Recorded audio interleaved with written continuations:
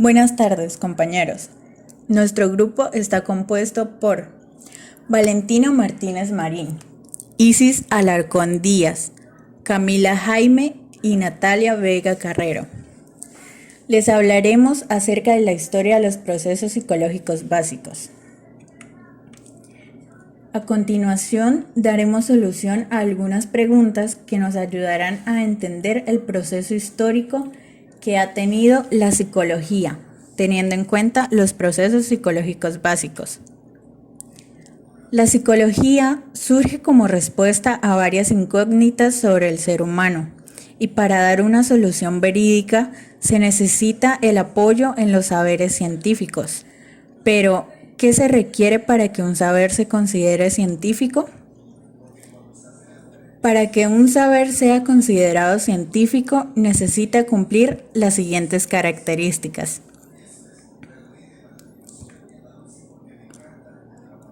La primera característica que debe cumplir es estudiar fenómenos que pertenezcan a la realidad y conformen parte de un campo de trabajo delimitado, de manera que no se combine con otras ciencias.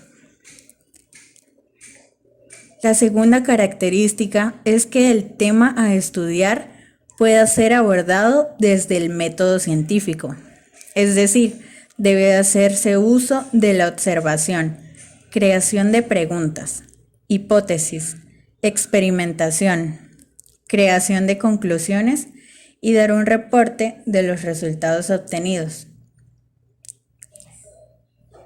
La última característica es poder lograr investigaciones oportunas basándose en un cuerpo de leyes o principios capaces de explicar los comportamientos investigados. Todo esto teniendo en cuenta los factores o variables que pueden influir en un individuo.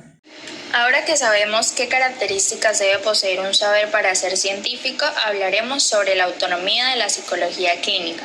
Como ya sabemos, existen diferentes ramas de la psicología, entre ellas se encuentra la psicología clínica, pero debes estar preguntándote, tal como este dibujito, ¿qué es la psicología clínica?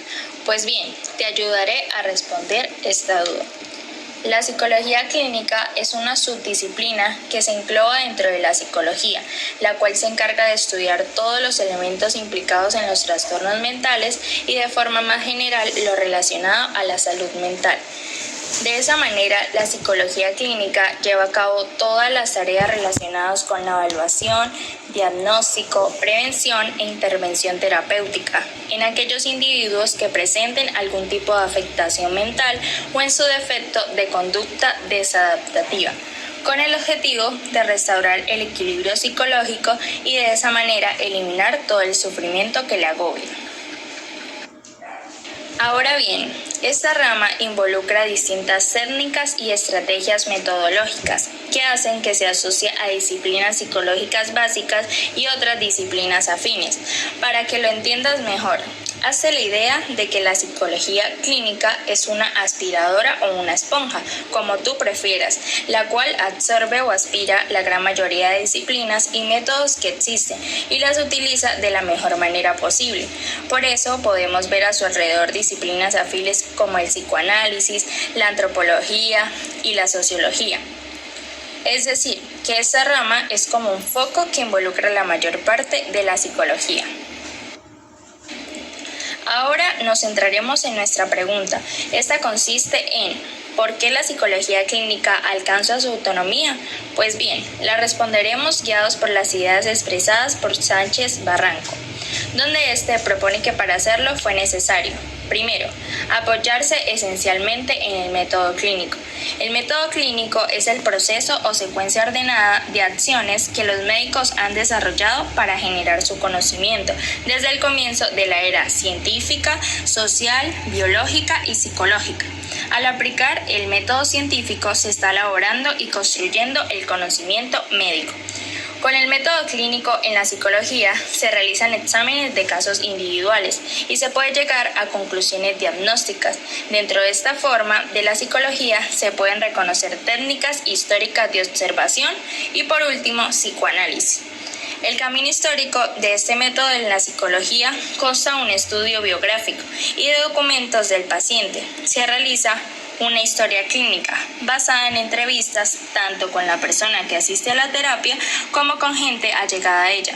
Además, se analizan objetos que hayan sido producidos por el paciente, objetos como cartas, trabajos escolares, obras literarias o pictóricas, diarios, entre otras cosas, para luego tratar con la mayor información posible en concreto. Podemos decir que el método clínico es el que permite realizar exámenes individuales, llegar a conclusiones, conocer técnicas históricas y constar de una historia clínica. Como segunda idea, Sánchez Barranco propone que la psicología clínica se debe centrar en casos individuales, lo que se enmarca en una perspectiva ideográfica no forzosamente opuesta a la búsqueda de un conocimiento de tipo general, es decir, la perspectiva nomotética. Vamos a definir estos dos términos. En primera instancia tenemos el enfoque ideográfico. Este tiene el supuesto fundamental de que los individuos son seres únicos e irrepetibles, y su objetivo es comprender al ser humano de forma individual, y se basa en un estudio intensivo del mismo. Por otra parte, tenemos el segundo término, que es la perspectiva nomotética.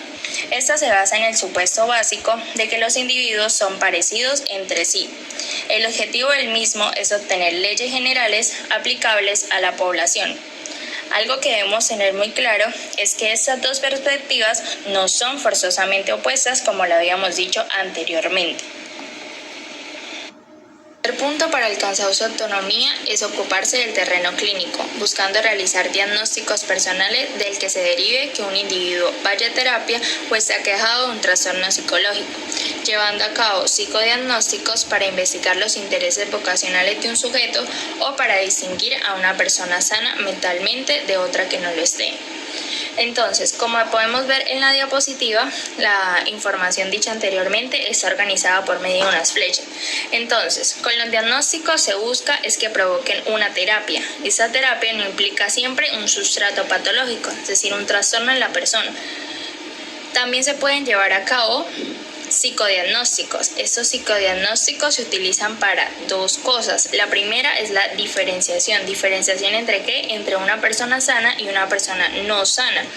Y la segunda razón es para la investigación de intereses vocacionales, es decir, para qué está apta una persona y para qué no.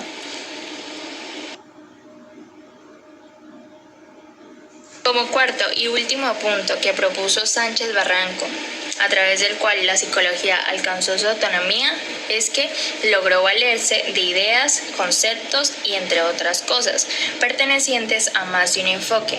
¿Por qué? Porque la psicología clínica estaba guiada por un sentido más funcional y pragmático. Investigando, la psicología clínica postula 4 enfoques fundamentales. Entre ellos son el enfoque psicodinámico, el enfoque humanístico, el enfoque conductual cognitivo y el enfoque familiar. Hablaremos primero del enfoque psicodinámico.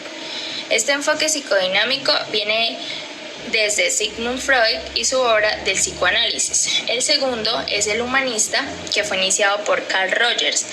Esas teorías humanistas sugerían que cada persona tiene mecanismos incorporados que pueden ayudarle a dejar atrás los problemas psicológicos y a desarrollar una personalidad fuerte.